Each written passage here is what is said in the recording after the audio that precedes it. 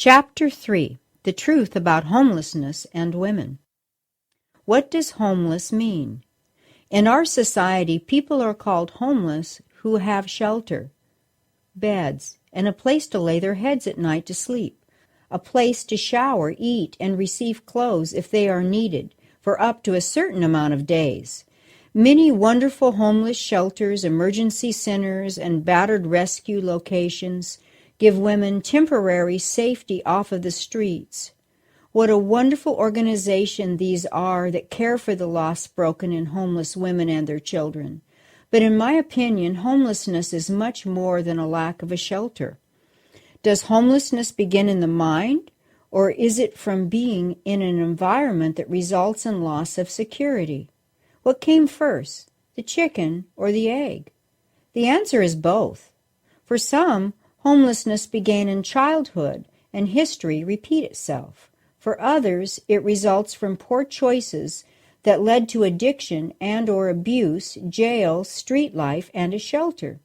This cycle is common for most homeless people.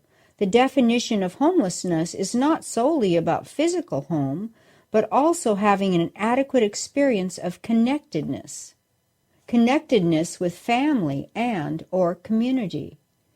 Habitat, the United Nations Human Settlement Program, says homelessness is about a lack of connectedness. Belonging somewhere is about belonging with other people, such as a family or local community. How does homelessness affect women and their future?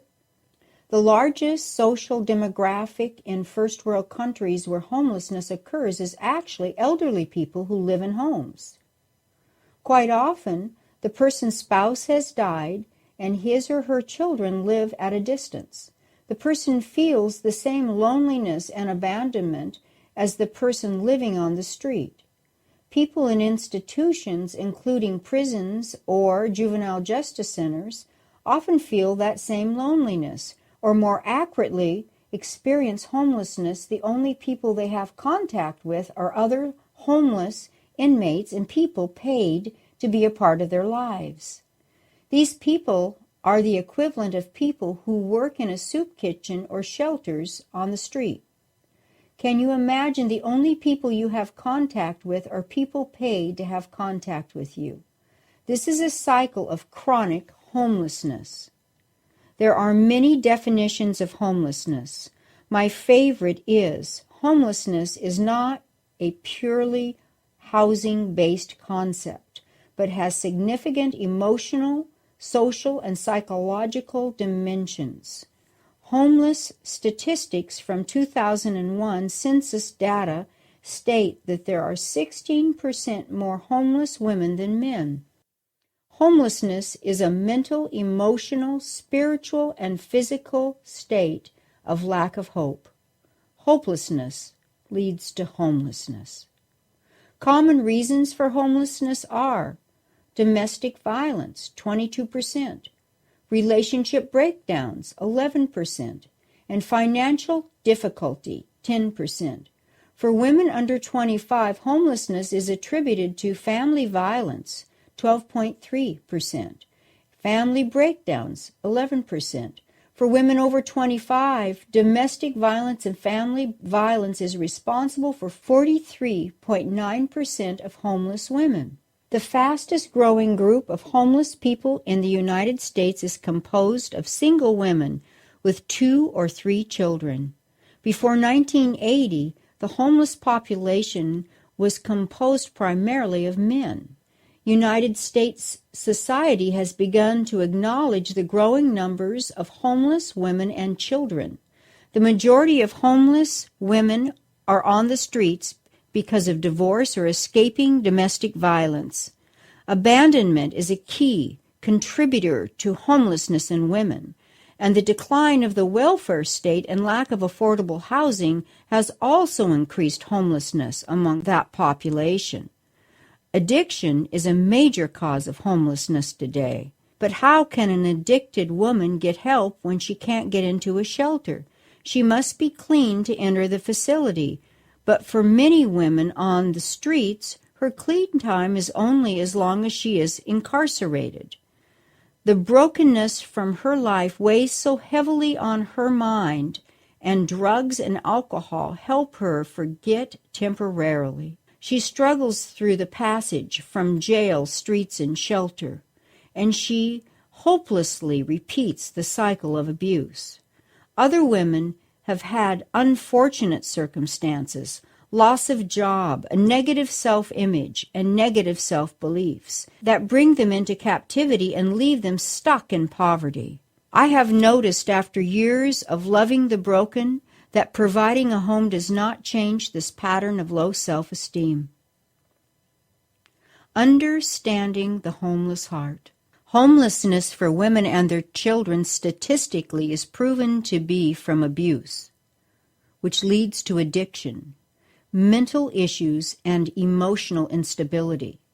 Now imagine giving these women a home and expecting them not to feel homeless. Whether they live in a shelter, an apartment, or a house, they still have a homeless heart. Homelessness has nothing to do with lack of shelter. I believe we are looking at the wrong solution. Yes, we need to serve with justice and provide shelters, food, and housing programs. The homeless, however, are still homeless in their homes. When are we going to provide the hope factor to break the cycle of lack of healthy relationships, lack of mental understanding to help the homeless heart smile again, dream again, and feel loved again? The greatest, most powerful emotion that will bring hope back and provide a sense of connectedness is love. God is love. When people serve others with the purpose of showing unconditional love, the walls of oppression break down, hope is restored, and the beginning to an ending, the homeless heart, has begun. As I have stated, homelessness is not being without shelter. It is living with a broken heart. Healing the homeless heart is exactly what I'm talking about. Putting an end to broken-hearted women without a home. From years of counseling inpatient and outpatient women with alcohol and drug addictions, being a director of Women's Shelter, and starting a community center to house, feed, and mentor, and teach homeless-hearted women and their children, I clearly see, regardless of financial status, culture, or background, that the homeless heart must be healed so women can have connectedness with themselves and others.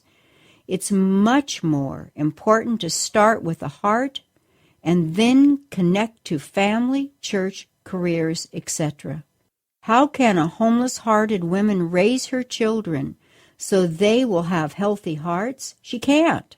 It is society's responsibility to stop this cycle so future generations will be raised with hope. Inside this book are 11 stories from women of different backgrounds, cultures, and experiences who have found hope and restoration out of the homeless heart. I hope their stories help and inspire others to understand and heal their own and others' homeless hearts. Today, let the restoration begin. The heart matter. Webster's dictionary has defined homeless as without a home, but it also says home to the center of the heart matter. The heart matter is where the healing begins. Homelessness is a state of mind, not a lack of location or a shelter to rest. True rest begins in the mind, and where the mind goes, the heart, the will, and emotions will follow. I think we should spend more time helping people restore their souls than building programs that lead homeless hearts into homes where they still be homeless hearts in their dwelling places. We are dimensional beings, so in order to bring an end to the homeless population all over the world, we need to help the whole person. Yes, homes are needed, but first, restoration of human life begins with the heart of the matter. That is where the homeless heart story begins. It's an inside-out story.